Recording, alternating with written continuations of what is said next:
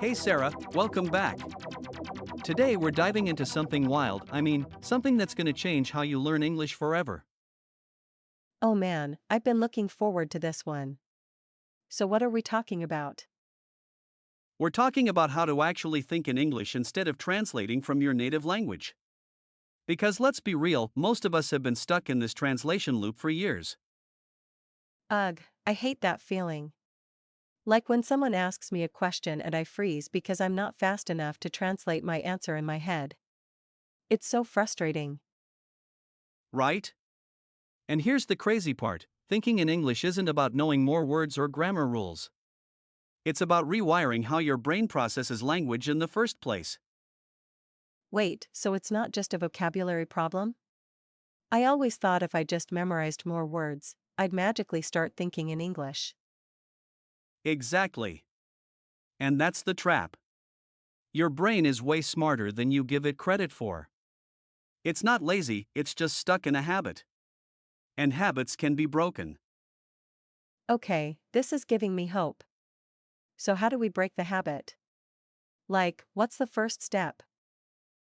The first step is realizing that translation isn't the enemy, it's the default. Your brain defaults to translating because that's what it's used to doing. But we need to train it to respond in English first. So, you're saying I need to stop translating altogether? That sounds impossible. How do I even start? Not stop translating altogether, just delay it. Like, when someone asks you a question, force yourself to pause for half a second and picture the answer in English before you say it. No translating. Oh, so it's like giving my brain a tiny gap to think in English instead of instantly jumping to translation? Bingo! And the more you do that, the more your brain starts to expect English as the first language it uses. It's like retraining a muscle. That actually makes sense. But what if I blank out? Like, what if I just can't think of the word in English? Then you describe it. Use other words, gestures, anything. The goal isn't perfection, it's to stay in English mode. The more you do this, the less your brain will rely on translation. Okay, so delaying the translation is step one. What's next? Next is immersion without translation. Like, when you're watching a movie or reading a book, don't read the subtitles or use a dictionary for every word. Let your brain guess and piece things together. Wait, so you're saying I should just wing it? That sounds terrifying. Not wing it, trust your brain. Your brain is way better at figuring things out than you think. And every time you guess correctly, even if it's wrong at first, you're reinforcing that English to English connection. I never thought about it that way. So it's like training my brain to fill in the gaps instead of relying on translation? Exactly. And here's a pro tip, start with simple immersion. Like, listen to English podcasts while you're doing dishes or commuting. Don't try to understand every word, just let the sounds wash over you. Oh, that's a good one.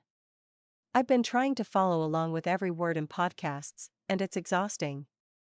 Maybe I should just absorb it instead? Yes. Absorb it. Your brain is like a sponge. The more you expose it to English without the pressure to translate, the faster it'll start thinking in English naturally. Got it. So immersion without translation is step two. What's the third step? I'm guessing there's more? Step 3 is thinking out loud, but not just any out loud. Describing everything you do in English as you do it. Like, when you're making coffee, say it in your head out loud, I'm boiling water. Now I'm pouring it into the cup. Wait, like narrating my life? That feels so weird. What's the point? The point is to anchor English to your daily routine. Your brain is already great at doing things on autopilot, like brushing your teeth or driving to work. So why not make English part of that autopilot? Oh, so it's like hijacking my muscle memory to think in English instead of my native language? Exactly. And the more you do this, the more natural it becomes. Your brain stops seeing English as a second language and starts seeing it as just how you think. That's actually genius. Like, why didn't I think of that before? So to recap, delay translation, immerse without translating, and narrate your life in English. Did I get it right? Almost. There's a fourth step, and it's the most important one: embrace the mistakes. Every time you mess up or blank out, it's a sign you're doing it right. Your brain is learning to think in English. Wait, really? So all those awkward pauses and wrong words are actually progress? 100%. Think about it: if you were a kid learning to walk, every time you fell, you were getting stronger. It's the same with thinking in English. The mistakes are just your brain's way of saying, okay, I need to try this differently. Wow. That's a complete mindset shift. I've been beating myself up for years over every little mistake, and now you're telling me it's actually good? Exactly. And here's the kicker: the more you embrace those mistakes, the faster you'll break free from the translation habit. Because your brain will realize, oh, I don't need to translate, I can just be in English. This is so freeing. I've been stuck in this cycle of frustration for so long, and now I see a way out.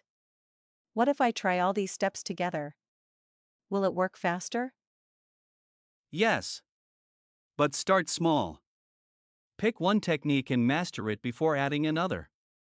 Like, maybe start with narrating your morning routine for a week, then move to delaying translation when you talk. Got it. So consistency is key. How long do you think it'll take before I start noticing a difference? For most people, it takes about 3 to 6 weeks of consistent practice to see real changes. But don't get discouraged if it feels weird at first, it's supposed to feel weird.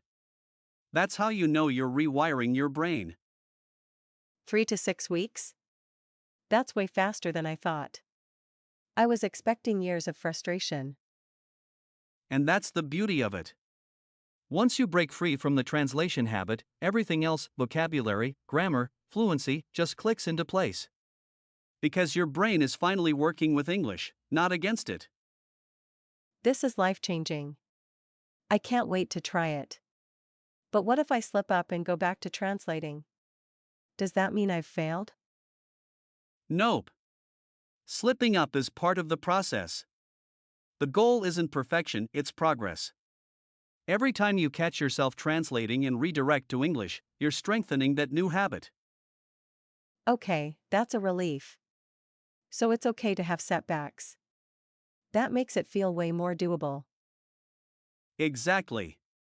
And remember, your brain is incredibly adaptable. It's been translating your whole life, but it can unlearn that habit too, it just takes practice. I love that. So it's not about being perfect, it's about being persistent. That's a much healthier mindset. Yes. And here's a bonus tip: find an English speaking friend or language partner to practice with. The more you use English in real conversations, the faster your brain will adapt. That's a great idea. I've been avoiding conversations because I'm scared of making mistakes, but now I see that mistakes are actually my allies. They sure are. And don't forget to celebrate the small wins. Every time you think in English without translating, it's a victory. This has been such an eye-opener. I feel like I've been given a roadmap to finally break free from this translation prison. That's the goal. And if you stick with it, you'll get there. Now, before we wrap up, what's one thing you're going to try this week based on what we've talked about?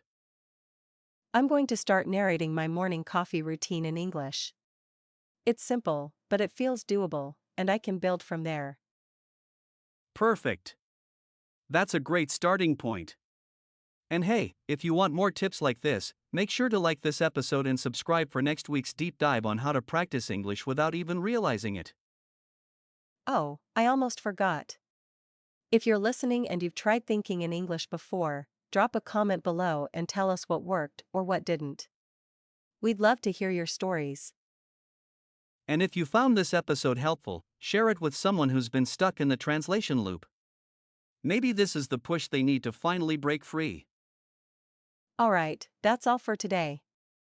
Thanks for joining us, and remember, your brain is smarter than you think. It's time to let it think in English. Until next time, keep thinking, and until then, stay curious.